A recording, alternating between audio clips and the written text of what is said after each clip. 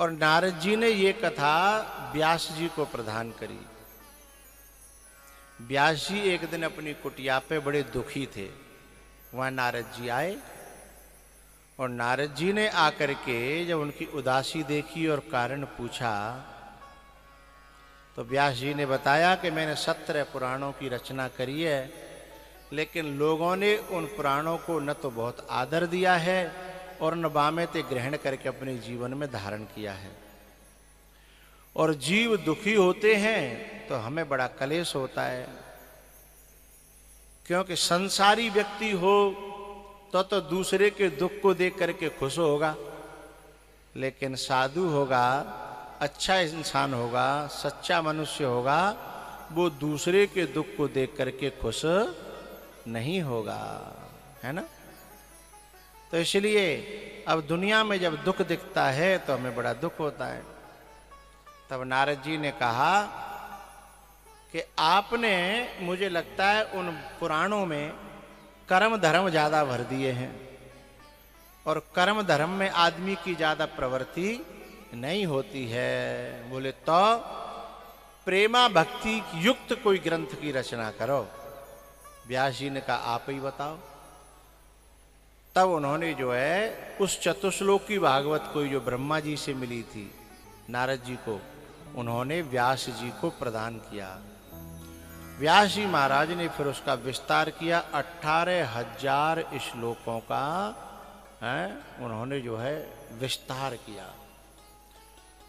वो 18,000 श्लोकों में फिर भक्ति की प्रधानता, आनंद की प्रधानता, मस्ती की प्रधानता थी। ज्ञान भी कम नहीं है, वैराग्य तो भरा पड़ा है, लेकिन जो खोजेगा सो पाएगा।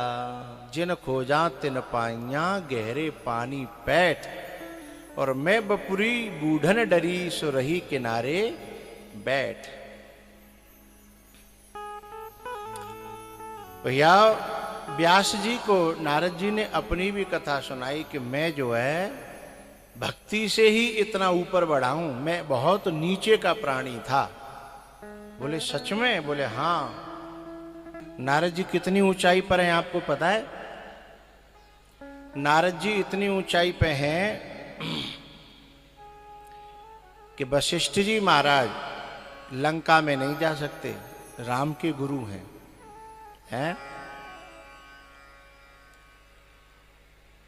और जो दैत्यों के गुरु शुक्राचार्य हैं वे देवताओं के पास नहीं जा सकते।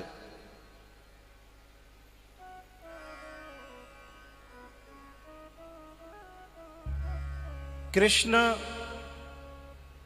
और बलराम के जो गुरु हैं गर्गाचार्य, सांदीपनी, सांडिल्य, ये कंस के यहां नहीं जा सकते, मारे जाएंगे।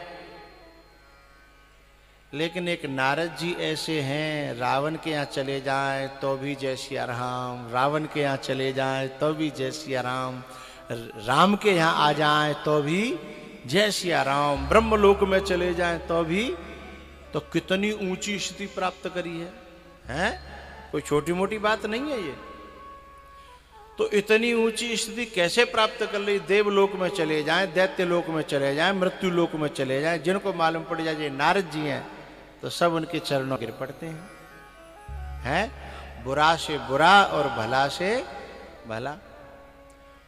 तो ये ऊंचाई कैसे प्राप्त करी? बोले भक्ति के कारण, भक्ति के सहारे से।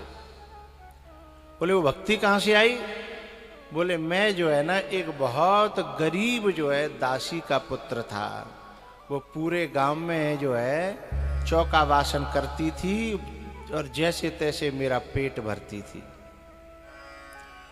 लेकिन मेरे गांव में एक बार संत आए, संतों की टोली आई, और उन संतों की टोली में मेरी माँ को सेवा का मौका मिला, मुझे उनकी झूठन प्रसादी पाने का मौका मिला, और मेरा मन जो है उन संतों में लग गया। इस मन का संसार में लगना भोग है, और इस मन का संतों में, गुरुओं में, कथा में और भगवान में लगना योग है। संसार में लगना भोग है गुरु में, परमात्मा में, कथा में लगना योग है। फिर जब संत में और कथा में और इनमें मन लग जाए तो फिर भक्ति करनी नहीं पड़ती, अपने आप होती है, स्वयं होती है। तो इस प्रकार से उन संतों का संग मिला मुझे और मेरी भक्ति बढ़ी, और उस भक्ति के कारण आज मैं ब्रह्मा जी का पुत्र यानी नारद बन गया। तो हे व्यास जी, ऐसे भक्ति युक्त ग्रंथ की रचना आप करिए। तो नारद जी ने जो है अपने जीवन की कथा सुनाई।